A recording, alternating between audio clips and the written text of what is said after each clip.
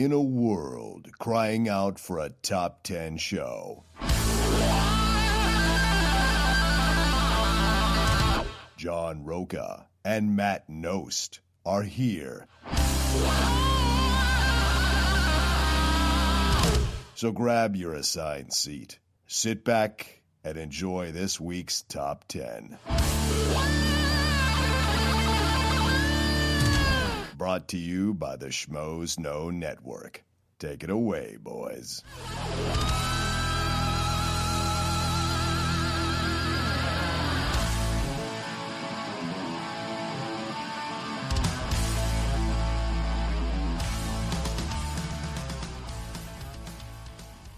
Welcome, everybody, to this week's Thunderdome. And we went back to the 80s for this, right? We put the Raiders up against the Crusade, the last Crusade. The two best Indiana Jones movies. Hands down. Yeah, nobody's arguing that. I got a friend who argues the Temple of Doom is... I don't understand it. I've heard of people, like I've seen those people online. I've never met one.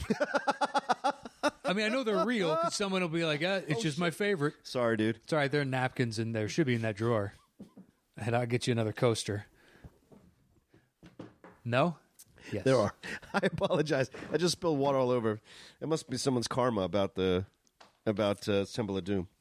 Anyway, yeah. You're blaming that on? Or it just could be the condensation from the outside of the glass. There we go. Created a ring of water at the bottom, so when you picked it up, there was suction enough to lift it and send you going, oh, shit, and then water goes everywhere. People do love your scientific facts. Well, there you go. I've read that. So you're building a very strong base of people who enjoy your science of the world, which I enjoy too. I'm always amazed at the stuff you it's just, know. dude, it's just arcane stuff you pick up and you're like, that's why that does that. Okay, and you just store it. It's where I used to store like actors' names. Now I store that stuff. Oh, yeah. That and basketball player names. But it's probably basketball player names is taking the place of actor names. Oh, it's probably right. Well, because I screw it up all the time. You do. Where it's like, oh, you mean DJ Augustine? No, DJ Quails, I think was the guy's name, isn't it? The actor? That was perfect, yeah. Yeah, but it's like, no, the first DJ that comes to my mind now is, or DeAndre Jordan. Because, around here, you hear about talk radio. Oh, DJ was great tonight. DJ. Oh, yeah. DeAndre Jordan. Anyway, so we put these two together. We were just in the mood to see what would happen. It's really funny because right down the street from my house at the New Beverly, they were showing Raiders of the Lost Ark this week. So funny, yeah. So weird kind of Universal Waves vibes or whatever. It just seemed like... You know what? I've never seen that on the big screen. What? Really? I saw that... Maybe I did. What year did that come out? 81. No. No, huh? No. I saw that on VHS then or something like that. Okay. Crusade I saw in the theater. Temple of Doom I saw in the theater. Yes. But I think Raiders I saw, once I could get a copy of it, I guess. Yeah. I saw it in the theater. My dad took me. Yeah, 81. And I don't know. Crusade I think is 89. Yeah. Yeah. And then Doom is 86. Yeah, something like that. Something like that. Anyways, I hate Doom. It's so boring. It's so terrible and the racist. I don't hate it. Kate Capshaw is like, what is she? I don't know what the point is of her in that movie. Yeah, so I don't know. They strayed from what they did really well, but I don't blame them for trying something different. Yeah, like, okay, let's see what else this character can do because you could, in essence, kind of serialize it. Yeah. And run away with it. We can make 10 of these things. Yeah. And it's not just like a sequel to a sequel and it's just the same thing building over and over. We're just adding more cast. Yeah. Which they kind of do, but they only add, one person. Right. For Crusade. Right. Ultimately. But, so yeah, we put the two of them up. You thought Raiders would run away with it. I thought Raiders was going to destroy Crusade. I was really surprised at how many people went for Crusade. And the comments, a lot of them were like, I love Raiders, but I want to hear them talk about Crusade. So I kind of like that people are understanding the game a little bit more of Thunderdome. Like, okay, by a lot, you mean there was like 3 of those out of 230. All right, fine. Yeah, there was. I didn't see many of those. Maybe there's 5. Maybe there's 5. You know what I'm saying? Like, there could be a lot of people that have that thought when they put Crusade down. But they're not necessarily typing out. Typing out their thought process. Okay. There's a bunch of other people. They were like, it's neck and neck for me, but I'm going. And And in my head, I was like, come on, because I'm trying to type all these out. Or not type them out, but tally them up. Yeah, I'm yeah. like, who are you picking? Come on, let's get to it. But at the same time, in my head, when we had this discussion, I literally did that same thing. I was like, it's kind of neck and neck, but I think Crusade takes it. Yeah. That's my favorite of the two. Really? Yeah. Okay. By a small percentage, but just because the humor is a lot better and they build in a lot more heart with the Sean Connery. Yeah. With Harrison Ford and the father-son dynamic. He's already the thing's interesting about Indiana Jones as a character is he's not the nicest guy all the time. No. He has his code and his morality that at times supersedes anything human. You see it in Raiders where he leaves Marion tied up because if he lets her loose, then they're gonna they'll know he's chase there. them. Yeah, they'll know he's there, and then he won't be able to get to the Ark. Yeah, and it's like so he leaves her. It's so interesting. He's not the nicest guy. Everything's about getting the artifact and getting it to a museum. But at the same time, he's not wrong. No, well, yes and no. He's. Do you want the Ark of the Covenant to fall into the hands of Hitler and the Nazis? Right. So is one potential person being tortured worth the opportunity to take that from them? Yes. Well, it's unfortunate, even if roles were reversed and she came to save him, and then eventually it's like, I can't. I don't blame her. That's the choice of Hitler can't get the power of God. It's macro versus micro, right? That's the whole thing. You got to look at big picture. Right. Unfortunately, sometimes you're the egg that gets cracked. This omelet's getting made. That's right. So it sucks. What are you gonna do? Yeah, it's got a Jerry. It's the equation. What you want your hero to do. Yeah. You aspire to be something that you should aspire to be. Yeah. Have lofty ideals and goals. But I think and this is why I say this, because Crusade, the relationship with his father, humanizes Indiana in ways that, because no one seems to be able to get one up on Indiana Jones. No matter who they are, he always finds a way around it. But the one person he can't do that with is Sean Connery. I mean, one of my favorite moments. Go ahead. Well, I was about to say, which is just beautifully illustrated by Junior. Yeah. Oh God, great. It's beautiful, and they use it so well throughout the movie that when in the end he switches from Junior to Indiana, it fucking hits you, and then it's great. And just looks up and he understands, I'm not speaking down to you right now. Yeah. I'm not your dad trying to tell you. I'm your friend. Yeah. I love you. You need to listen to me right now. Yeah, when he's just by changing one word, you're like, oh fuck, man, this movie's so good. Yeah, it really is. But I love everything.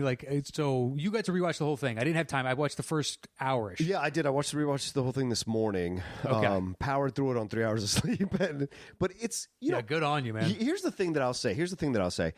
Look, I hadn't seen it in quite some time, so to go back and revisit it, whereas I enjoyed Back to the Future last week, this time going back in Crusade, I could see the issues with the movie, even though I love the movie. What do you got? Because I don't agree with you. I don't like whatever you're saying. don't like the actress. I think she's terrible in this. I think she's fine. I think she's there's nothing it's just you can tell almost I don't know. It feels like she's out of her league at times with them, and I think the storyline progresses so quickly. I'll give you that. It's so quickly the storyline progress, their romance, everything progresses so quickly. There's not really a time to build it within. Whereas with Raiders, we had that already instilled because we knew that they were past. Oh lovers. yeah, they had a relationship, a previous history. Right. With Capshaw, it was throughout the whole movie before finally something happened between them near the end in Temple of Doom. But with this, it's so quickly. Yeah, but then I think you find out she's a spy. So can you look at it that way? I don't know. I think that aids in getting them into bed quicker. Is that she is a spy, so right.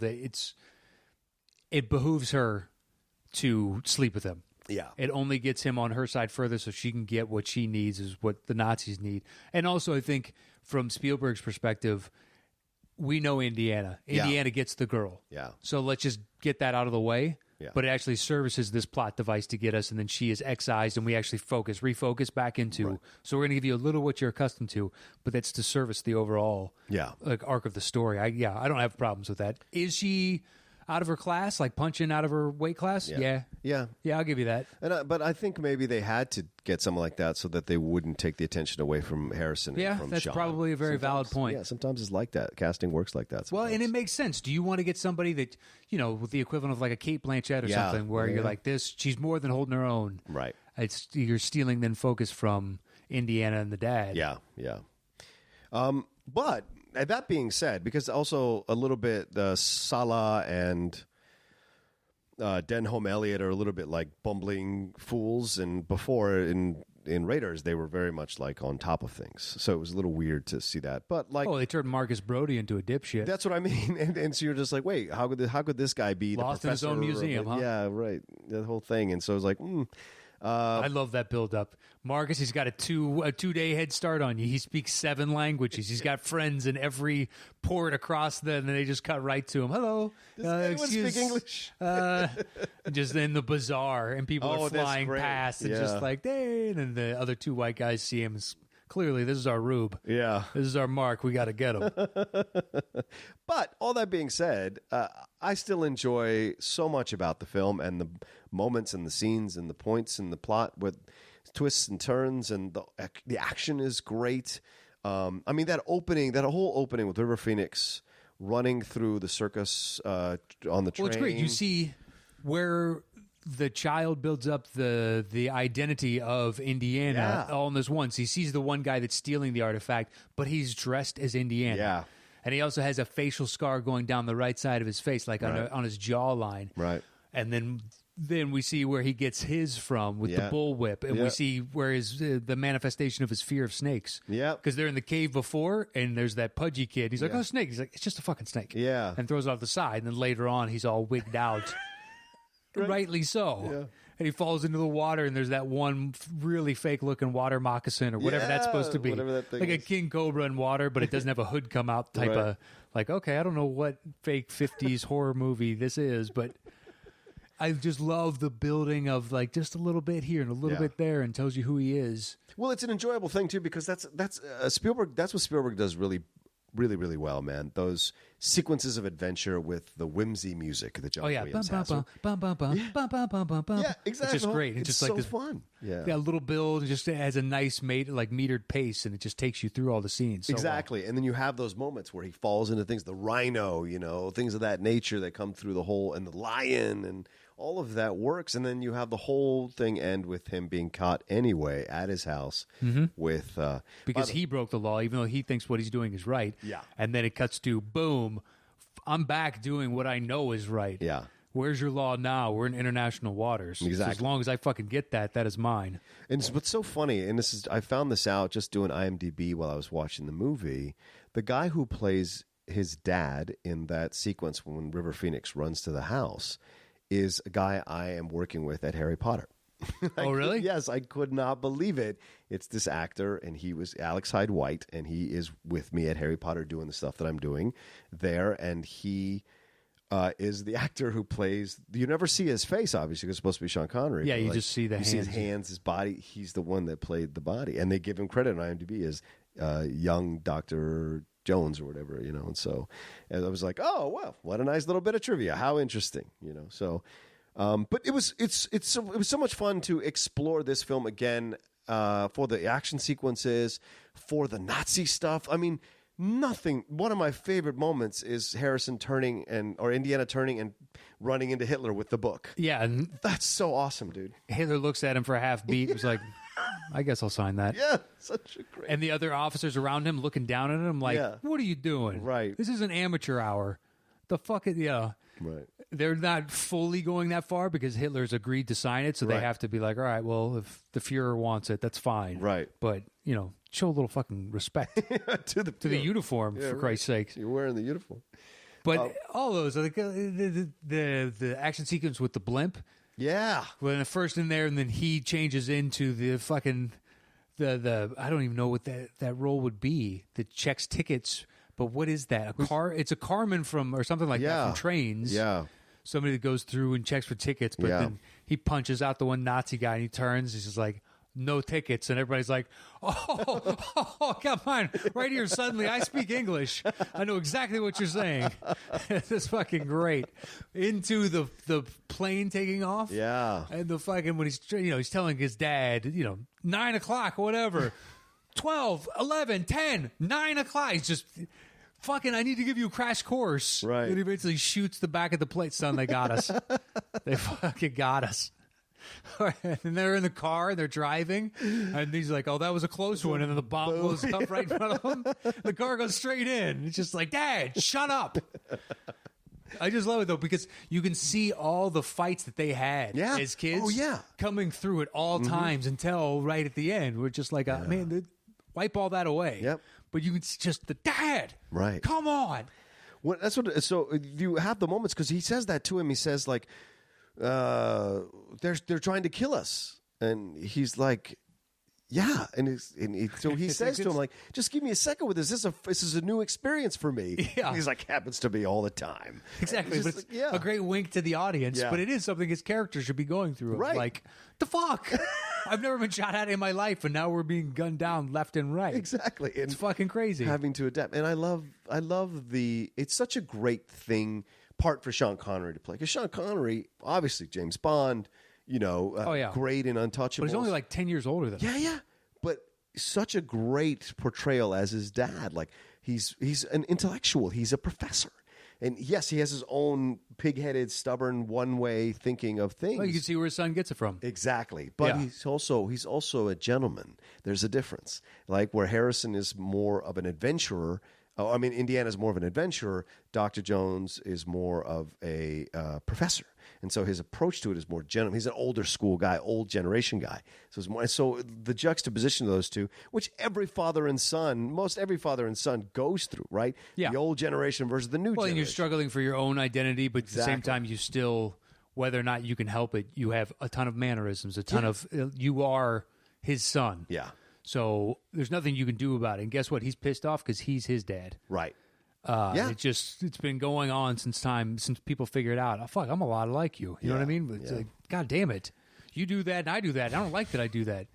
I've got stupid things like my dad, when he falls asleep, he'll, like on the couch when he's watching TV, his head will go back, and as he's exhaling, his lips will close and open just like induce little and apparently I do that too. I'd be like, God damn it, really? It's a genetic fucking something or other that I have. Yeah. And I do that too. My wife pointed out, I was like, fuck, my dad has that. And she just started laughing because at first she was going to bust my balls about it. And I was like, he does that. Now I do that. Fuck. It's a weird He's like, thing. yeah. She's her mom in a lot of ways. My thing is the randomness of singing music to myself and dancing. My dad used to do that all the time, and I used to think it was the strangest thing when I was growing up.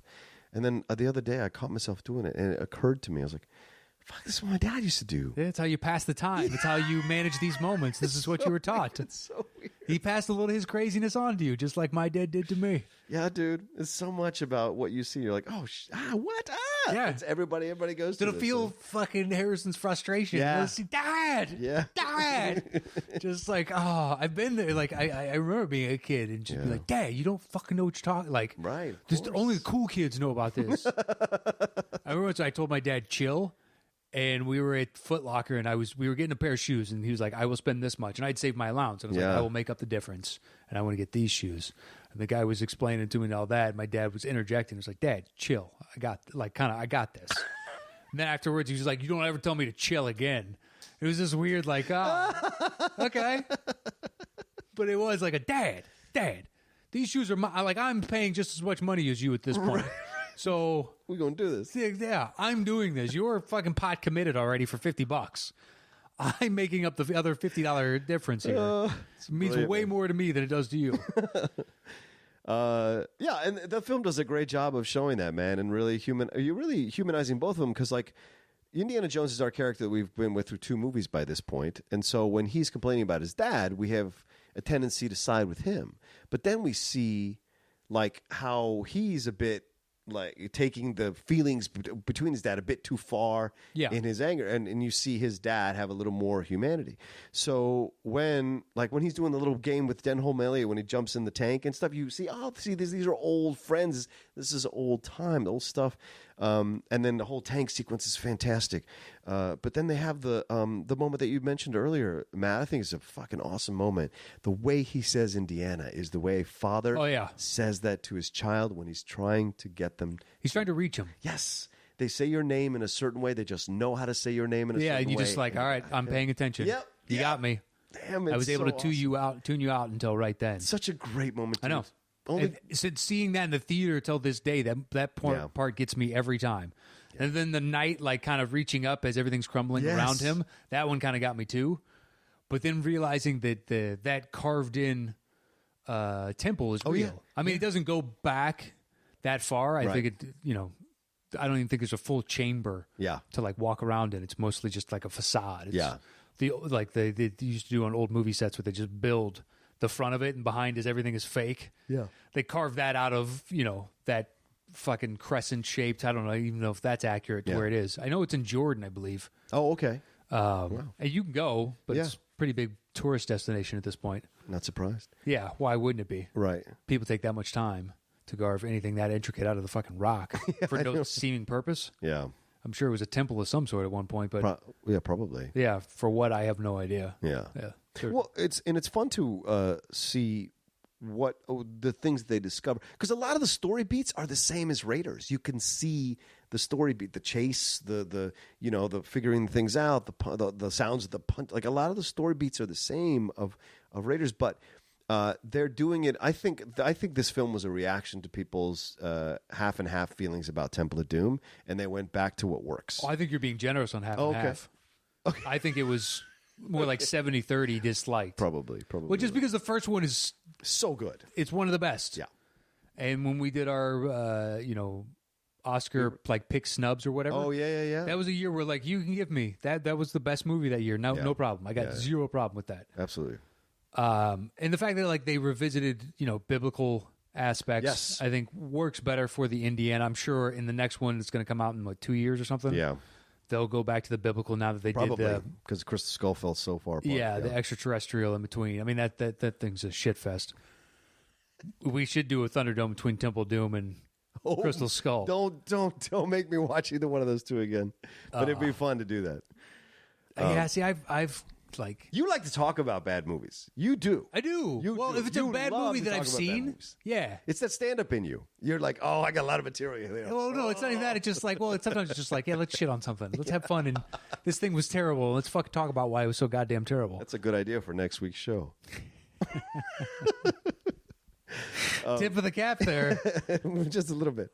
But did you like the way it turned out? Did you like the way it ended? Did you like that whole aspect? There's nothing about the movie I don't love. Oh, okay, great. So there's no question. Like, I guess I never thought about the actress, being out of her weight class kind of thing. Yeah.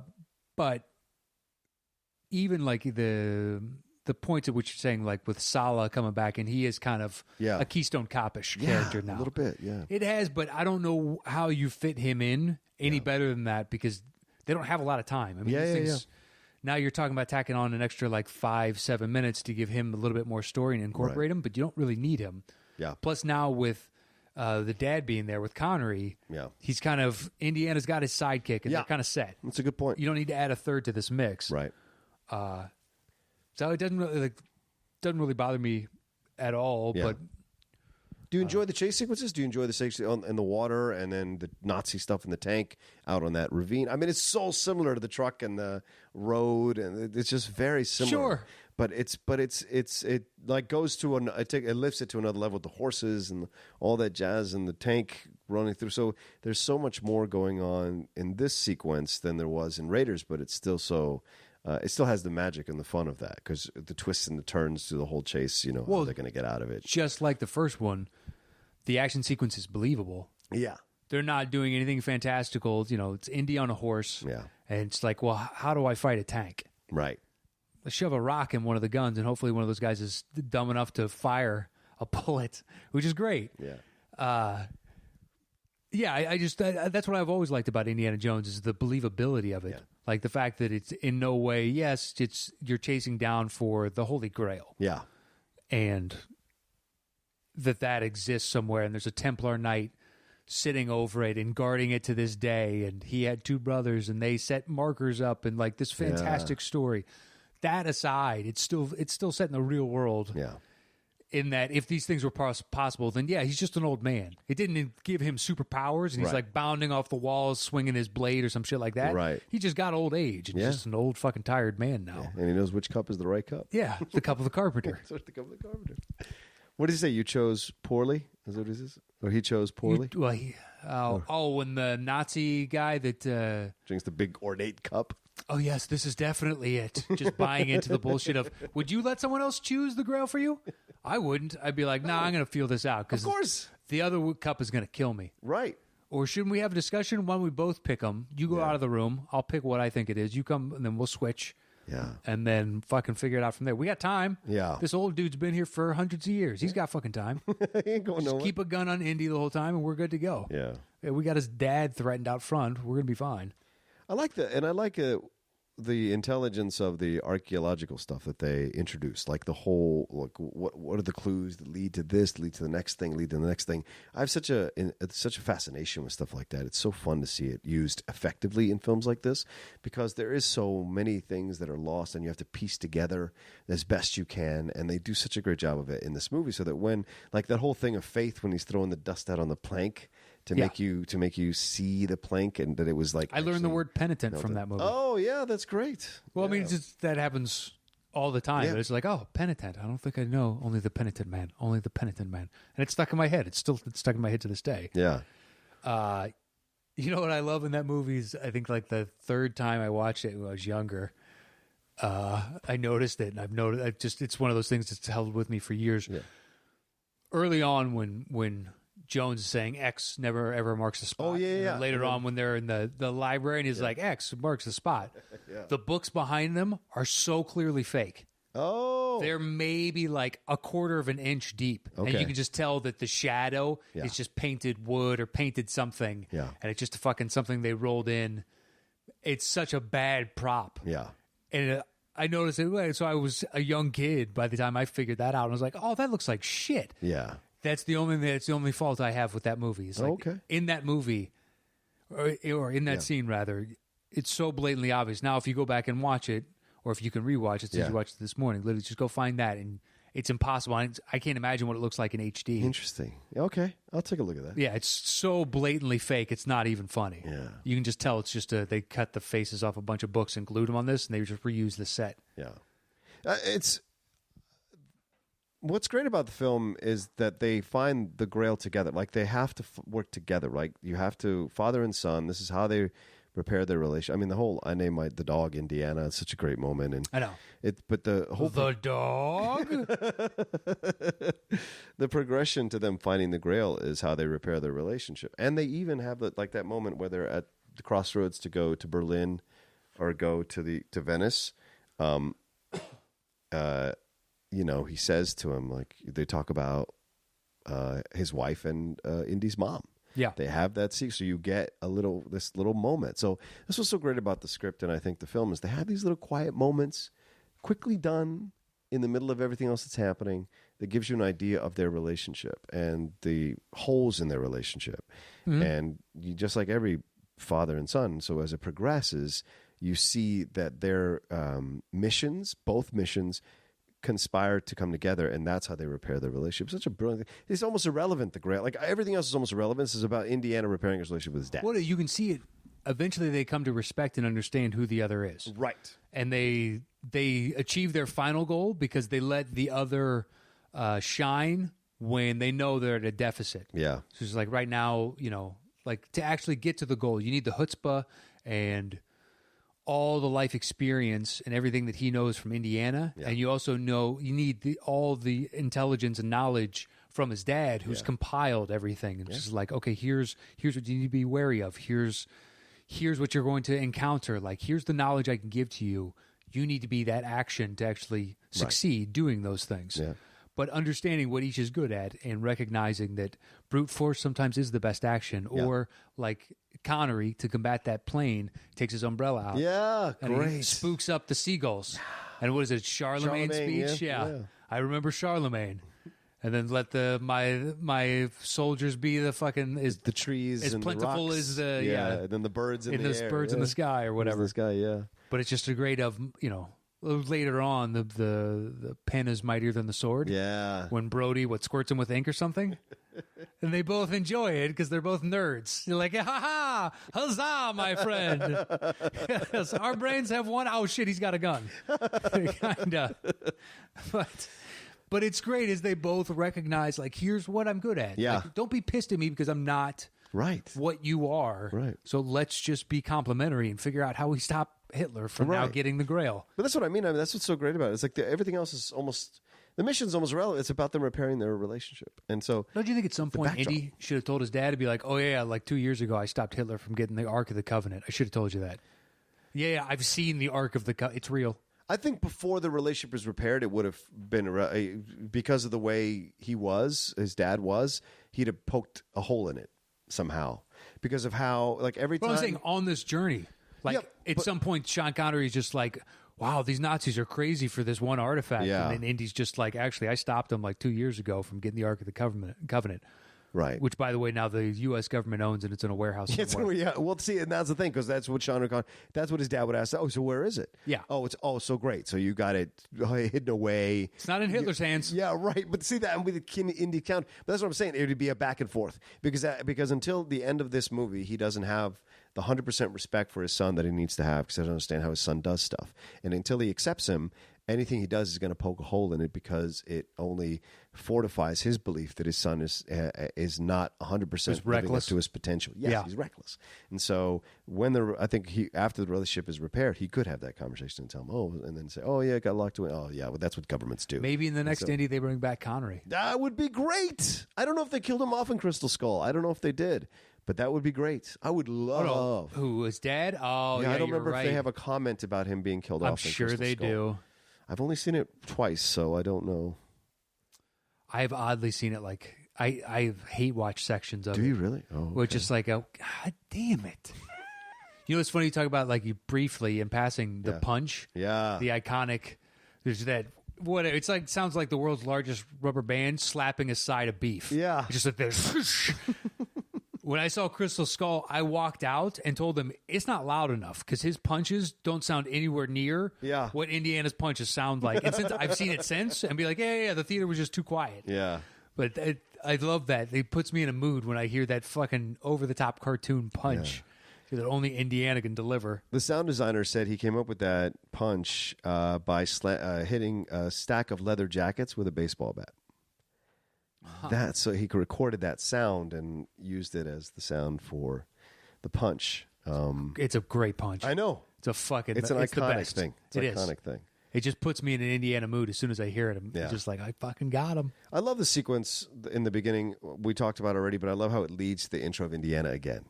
In danger, trying to get that cross. Yeah. On the ship. Still on this mission, hasn't given it up. Yeah, right. All these years later. Yeah, same evil guy with the white suit and the flower. Like all of it just makes Apparently that guy found a style and hung on to that style for what, minimum 15 years? Minimum. Just like, no, I always wear Panama suits. Yeah. Just what I do. With a flower. Yeah, well. So you know where I'm coming. I'm a class act. Yeah, that's right. Plus it also tells you they were just in port.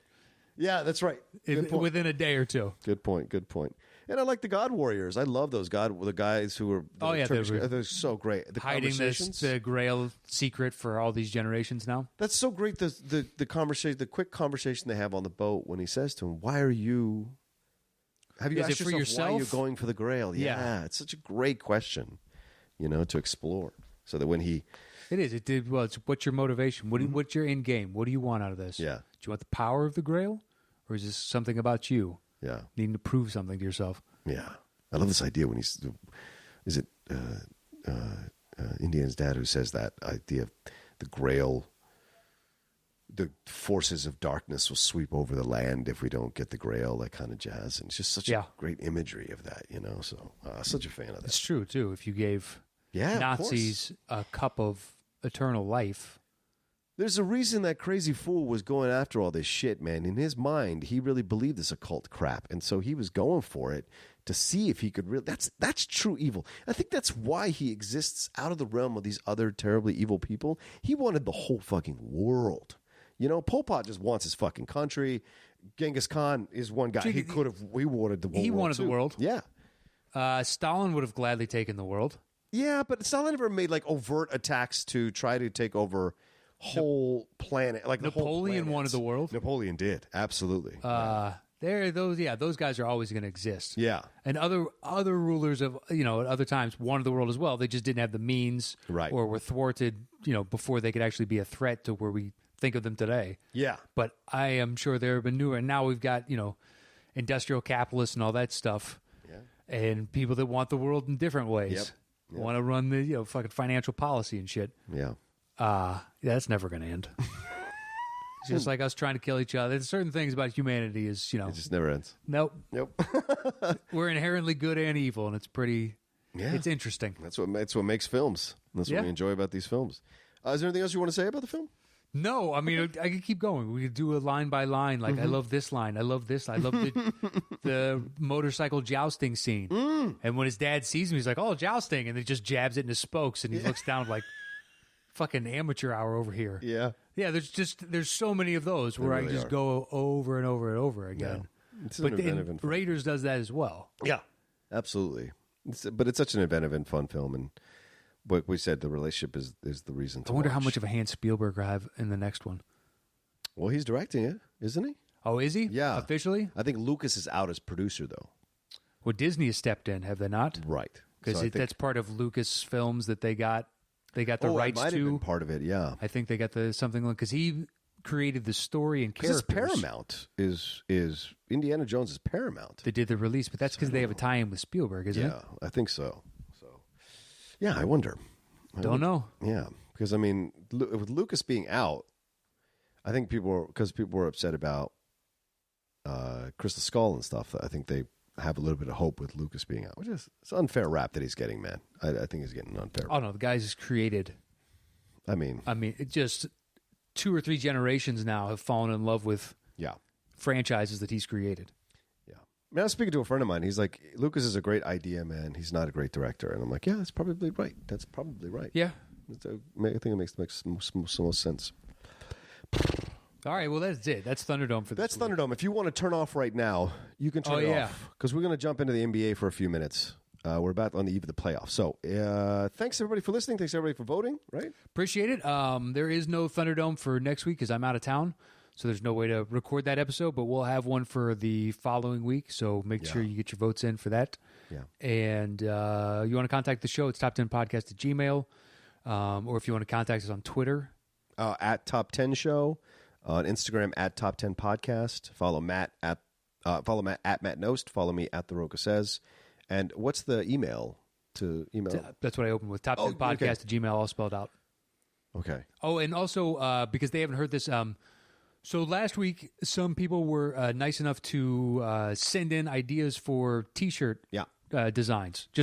We never mentioned that we were asking for it. Yeah. But one person sent in. I was like, oh, that's cool. And then after he sent in, a few other people, 2-3 other people sent in some more. So we're kind of opening up now. We're, going to make shirts, I guess, at this point. Mm-hmm. We've never been resistant to it. We just haven't done it. Yeah.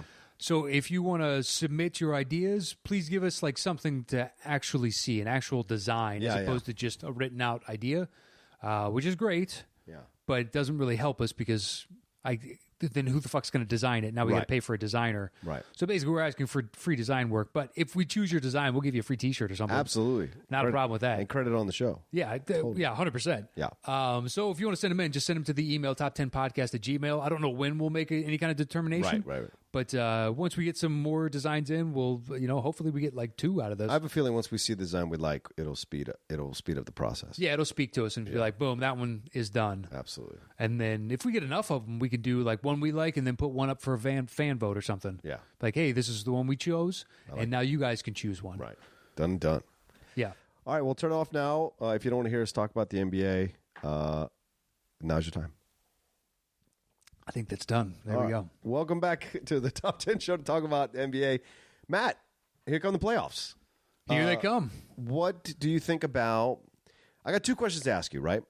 One, what do you think about... Do you think the Warriors are going to do it? Do you think that they're going to break the record and also win the title this year? Do you really believe that now? Well, I don't know. The game is going on right now. Yes, it is. San Antonio, Golden State as we speak. So whoever, that's going to be interesting because we don't know as of right now, we were talking about off air, whether or not Pop is actually going to try and play his guys.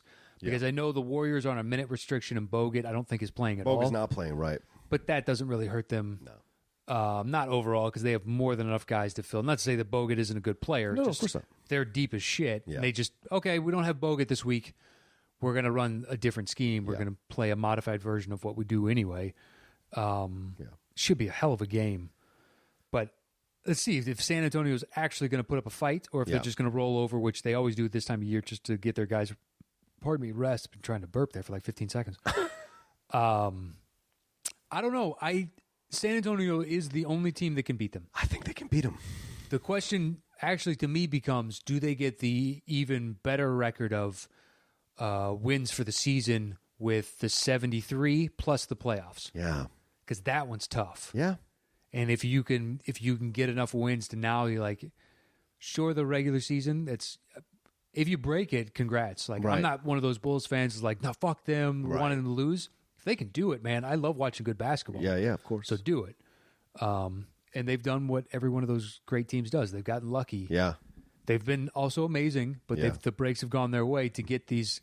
And without those breaks, guess what? They'd have 3 more losses. Yeah. That's about it. Doesn't make them any less of an amazing team. They'd still be the best team in the league. Yeah. San Antonio would be much closer. Yeah. But do you see anybody beating them? Yes. Nobody from the East for me. Here's the deal.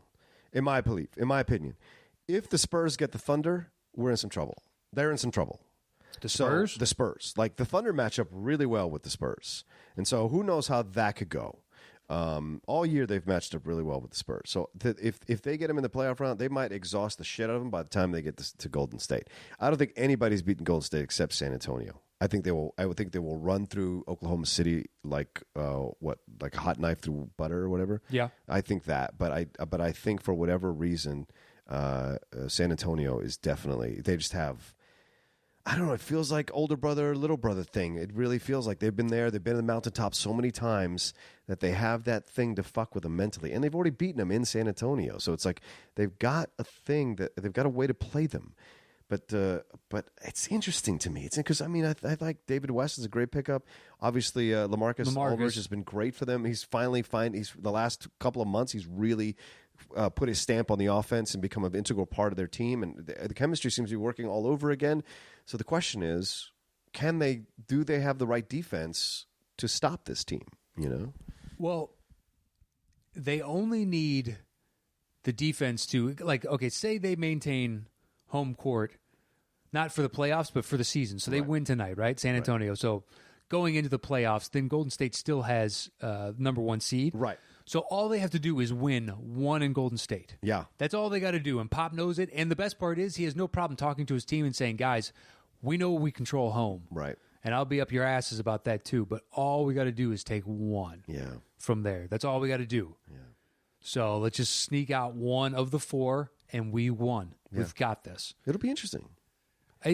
It comes down to what defense they throw at Steph, because when they trap him, then he just passes around. He does. And when they do that switch, the last game he figured out that if he presses a little bit earlier on the switch, he can get the certain guys, out of their rhythm defensively and can kind of take advantage of them there. But the switching endlessly is what killed him, just stifled him entirely. So I don't know. I don't know what you do, because the problem is he extends the defense to half court now. Yeah.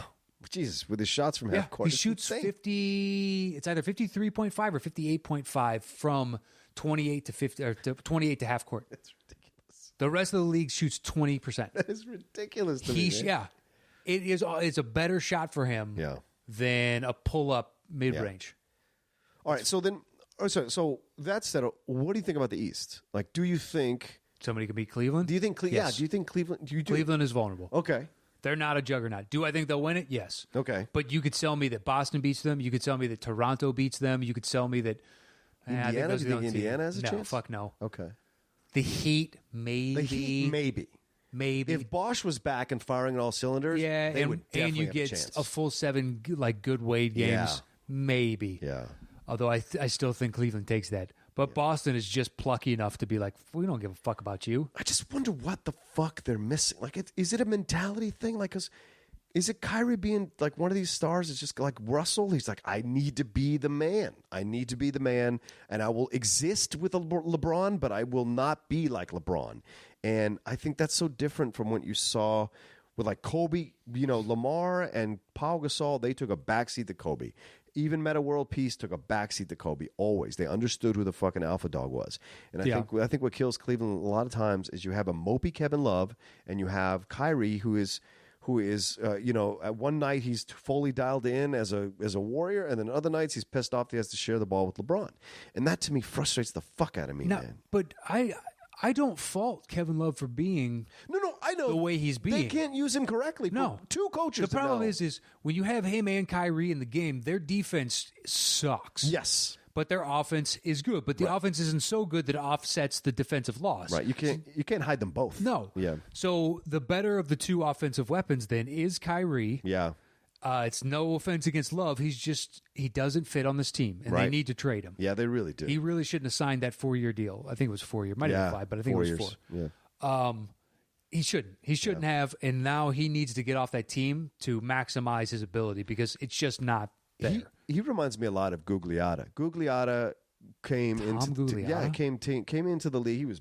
He was a star, but then he got onto the wrong team, took the money, and then just fucking faded and eventually lost the love for the game. And then you get old enough that injuries start piling up and you can't do it like you used to, and you can't adapt your game as quickly. Do you know what I'm saying? And I feel like Kevin Love was great on a shitty team. What does that matter? There's a lot of great players on shitty teams. And I think, what can you do? Why can't you work in this team? If you swapped him out with like Enes Kanter on Oklahoma City, he's perfect for them. I agree. Although the problem is you need him to run the second team. You need somebody who, I mean, if his defense didn't suck so bad, he'd be great on Golden State. That's always the problem with Cleveland, man. The last 3 years is they have no. Oh, the last 2 years there's no depth on the bench. Not really. Well, they've tried to go out, but the problem is you're misallocating resources into. First, it was Verjal's extension for no fucking reason. He's giving you no evidence as to why you need to stay healthy. Do that. Yeah. And then, Mozgov paying Tristan Thompson the obscene contract he got, even though the cap goes up, so it'll make it look better. But the guy, he has basically two skills. He's a glorified Daryl Arthur. There's not much. He just rebounds. He does if he gets over double digits in points, you're happy. Yeah, he gets a lot of offensive rebounds, which jumps out at you. Right. But now most teams don't even fight for offensive rebounds. They actually get back on defense as soon as possible. Yeah. They're willing to forego those in the hopes of stifling somebody trying to make a quick bucket in transition. That's the game changing. Yeah, exactly. So, okay. Oh, I was just going to say, but at the end of the day, they still have LeBron. Yeah. So the favorite is still them, but I could see a world in which Toronto or Boston beats them. He's in a precarious position, man, because if he leaves, which I personally would not fault him for leaving. If he left, it would be terrible. Like, it would just kill his image completely. It would just fucking destroy him to a degree. But I also think he's the architect of his own demise. He's the one that pushed Blatt out. He got Lou, and now he's not working well with Lou.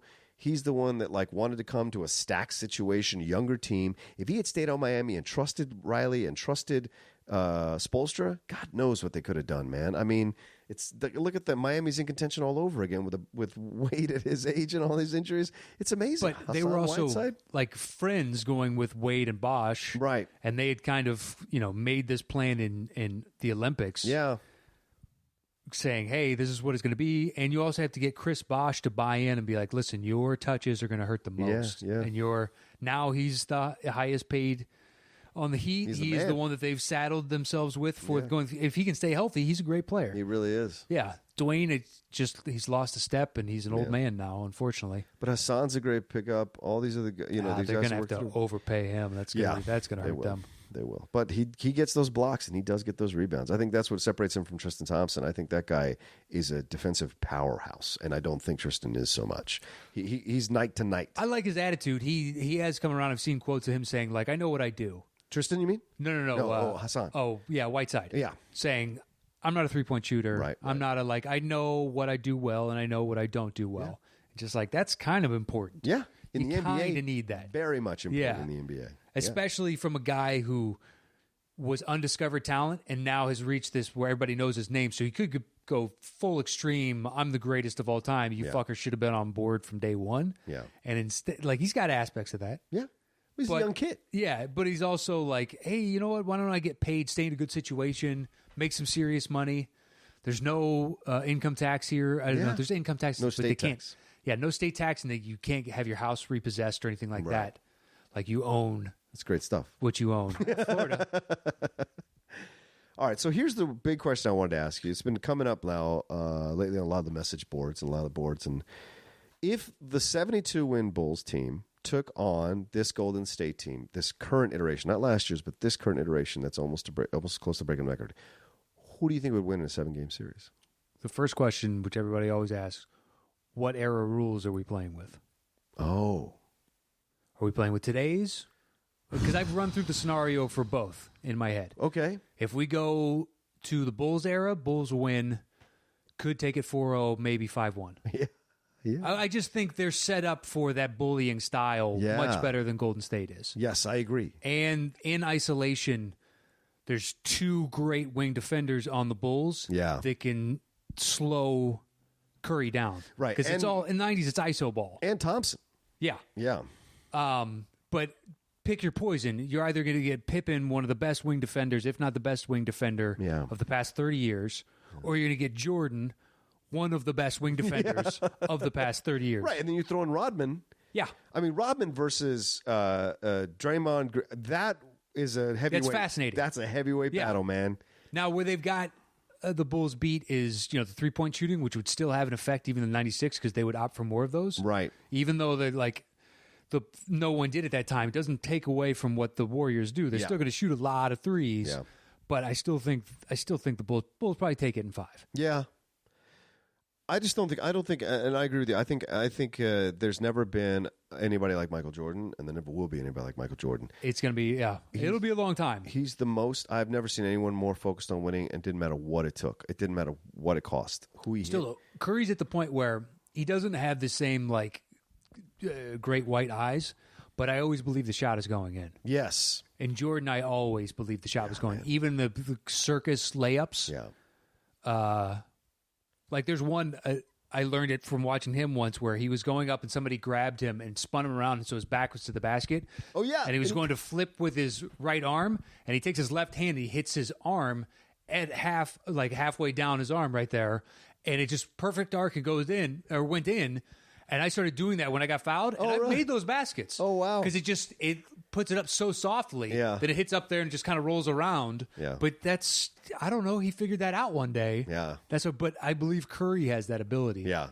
In today's rules, I don't know. I still think the Bulls win, but it might take them 6 or 7. Yeah, I think it takes them 6, and they beat him in today's rules, too. I think what we saw last year with Cleveland bogging down Golden State, slowing them down. Yeah, turning into trench warfare is something the Bulls could do really well, and they wouldn't get caught out the way Cleveland did when they made the adjustment. Golden State did to go small, and took away that trench warfare possibility from the Cavaliers. Yeah, but the what makes it interesting is to switch to today's rules. That means Rodman is pretty much your 5.